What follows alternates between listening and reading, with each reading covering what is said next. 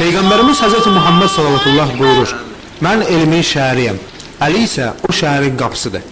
Bu kəlmələrlə Gəncə Şah Abbas məscidində İmam Əli əleyhissalamın şərəfinə təşkil olunmuş bayram mərasimi başladı.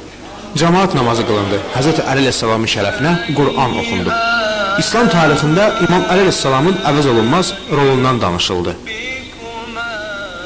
Bismillahirrahmanirrahim. İslam tarixinə çox gözəl və kamil formada bəllidir ki, Əli ibn Əbi Talib əleyhissalam İslam tarixində görkəmli şəxsiyyətlərdən, əvəz olunmaz şəxsiyyətlərdən biridir.